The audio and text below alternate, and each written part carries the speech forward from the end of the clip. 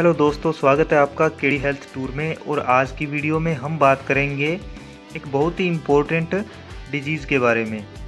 यह disease IBS यानी कि इरिटेबल बोवेल सिंड्रोम है। और ये डिजीज़ तो नहीं कह सकते क्योंकि यह एक पर्टिकुलर बीमारी नहीं है। यह IBS का मतलब होता है काफ़ी सारे कोजेज़ मिलकर यानी कि लक्षण मिलकर एक ऐसा क्रिएट करते हैं शरीर के अंदर डिसऑर्डर, जिसके अंदर हमारा पूरा का पूरा डाइजेस्टिव सिस्टम है जो इनबैलेंस हो जाता है। अब डाइजेस्टिव डिसऑर्डर यानी कि जो डाइजेस्टिव सिस्टम है वो किस तरीके से इनबैलेंस होता है, उसमें क्या क्या दिक्कतें आती है। इरिटेबल बोवेल सिंड्रोम के अंदर लॉस ऑफ एपेटाइट, हमें भूख नहीं लगती सबसे पहला कारण। वोमिटिंग +2+ यानी कि इंक्रीज, एक्सेसिव वोमिटिंग होती है दिन में कम से कम 10 बार 15 बार। नोजिया एनी टाइम यानी कि प्रत्येक टाइम नोजिया रहता है, चाहे हम खाना खाएंगे तो नोजिया रहेगा यानी घबराहट रहती है, नहीं खाएंगे तो भी रहती है। Abdominal pain moderate to severe रहेगा, काफ़ी ज़्यादा एब्डोमिनल पेन रहेगा। एब्डोमिनल क्रैम्प्स यानी कि पेट के अंदर मरोड़े से उठते हैं ना, अपनी नॉर्मल भाषा में कहें वो क्रैम्प्स, तो क्रैम्प्स भी बहुत होते हैं। डायरिया, दस्त लग जाते हैं, ब्लड लॉस, कई बार तो ऐसी कंडीशन हो जाती है कि स्टूल के अंदर ब्लड आने लगता है यानी कि लेटरिन के अंदर ब्लड आने लगता है जब दिक्कत बढ़ जाती है। कॉन्स्टिपेशन यानी कि कब्ज की दिक्कत रहती है। तो ये सारे लक्षण उत्पन्न होते हैं IBS डिसऑर्डर के अंदर यानी कि बीमारी के अंदर। कोजेज यानी कि कारण क्या होते हैं इस चीज़ के। सीवियर इंटेस्टाइनल इन्फेक्शन होता है, या तो आंत के अंदर बहुत बड़ा इन्फेक्शन हो जाता है यानी कि संक्रमण हो जाता है, उसके अंदर आंत फटने का भी डर रहता है, आंत के अंदर सूजन आ जाती है, आंत ब्लॉक भी हो जाती है। दूसरा है चाइल्डहुड अब्यूज़ यानी कि बचपन से हमें कोई दिक्कत रहती है, ताकि बचपन के अंदर हम गौर नहीं करते, देखभाल नहीं करते, तो वो आगे जाके हमें परेशान करती है। स्ट्रेस और एंजाइटी, ये जो चिंता करना लगातार, या दिमागी या माइंड से कोई भी दिक्कत यानी कि मेंटलिटी ख़राब हो जानी, उससे ये कोज भी हो सकता है। दूसरा है साइकोलॉजिकल स्ट्रेस है, यानी कि दिमाग के अंदर कोई भी तरीके की गहरी सोच, गहरे विचार, चिंता करना निरंतर।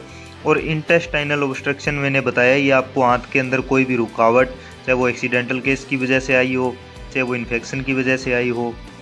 स्पाइसी फूड, हम रोज़ तले हुए बाहर के खाना खाते हैं, जैसे समोसे, कचौरी, बर्गर, पिज़्ज़ा, चाउमीन, ये लगातार हम यूज़ करते हैं, तो ये भी कोज सबसे ज़्यादा दिखने लगा है इस डिजीज़ के अंदर। एल्कोहलिज्म विद नॉन वेज, अगर हम दारू और शराब का जो नशा करते हैं प्रत्येक दिन, तो लंबे समय से अगर हम अल्कोहल का यूज़ कर रहे हैं और लगातार नॉन वेज का हम उपयोग कर रहे हैं, तो हो सकता है उसकी वजह से हमें ये दिक्कत हो।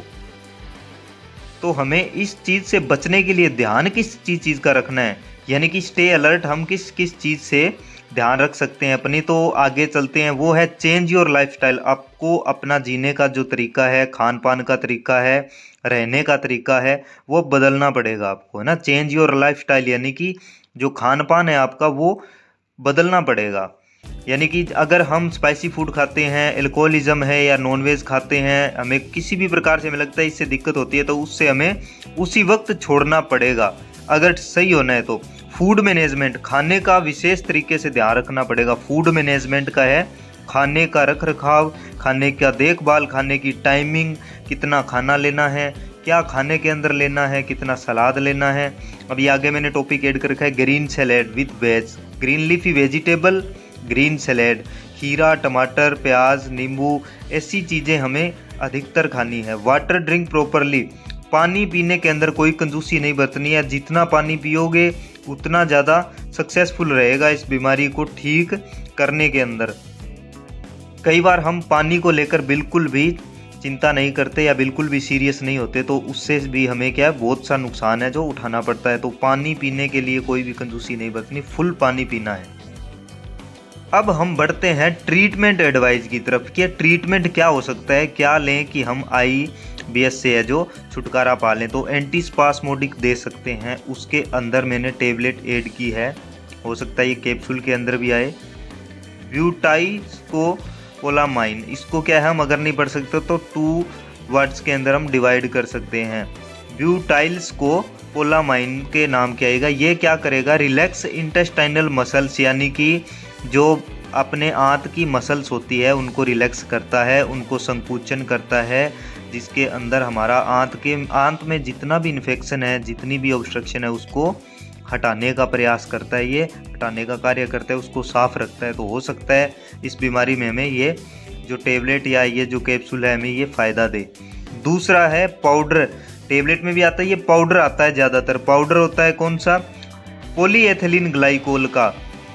इसका काम होता है intestinal relax clean with safe, यानी कि ये साफ रखता है आंत को और सेफ रखता है। किसी भी प्रकार का इंस्ट्रक्शन है, अंदर कोई इन्फेक्शन है या ऑब्स्ट्रक्शन है, उसको साफ करता है।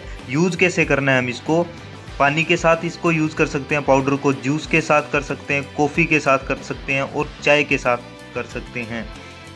दूध के अंदर इसको नहीं मिलाना है, ठीक है, दूध के अंदर इसका उपयोग हमें नहीं करना है। अब आगे हम ट्रीटमेंट दे सकते हैं एंटी डायरियल, यानी कि जो अपने लूज मोशन को रोकने के लिए जितनी भी दवाएं आती हैं ना, लोपेरामाइड होगी, ओफ्लोक्सासिन ओजेड हो गया और मेटाक्लोप्रामाइड होगी, यानी कि एंटी डायरियल, उस क्लासिफिकेशन की हम दवाई दे सकते हैं। इसके अंदर थेरेपी भी कर सकते हैं। थेरेपी के अंदर आ जाएगी CBT यानी कि कॉग्निटिव बिहेवियरल थेरेपी आएगी, जिसके अंदर हमें रिलैक्स माइंड, मैंने बताया था ये चिंता करने से, स्ट्रेस करने से अगर हमें ये दिक्कत आती है तो हम माइंड को रिलैक्स करने के लिए थेरेपी ले सकते हैं। इससे थॉट चेंज, ये थॉट यानी कि हमारे विचार भी बदलेंगे और रिलीव स्ट्रेस, जो हमारी जो स्ट्रेस है, टेंशन है, चिंता है, उससे भी निवारण होगा। तो हो सकता है आपको ये वीडियो में कुछ देख के आपको जानकारी मिली हो जिससे कि आप अपना इलाज करने में सक्षम हो। तो मैं आपको फिर यही बात बताऊंगा कि आपको वीडियो अगर अच्छी लगी हो, जानकारी अच्छी लगी हो तो ज़रूर इसको देखें, वीडियो को लाइक करें। लेकिन आपने कोई भी ट्रीटमेंट लेना है, please prescription by the doctor advice and health maintain your. Thank you. अपनी सेहत का ध्यान रखें, डॉक्टर से प्रिस्क्रिप्शन लेकर ही इसका उपचार करें। धन्यवाद।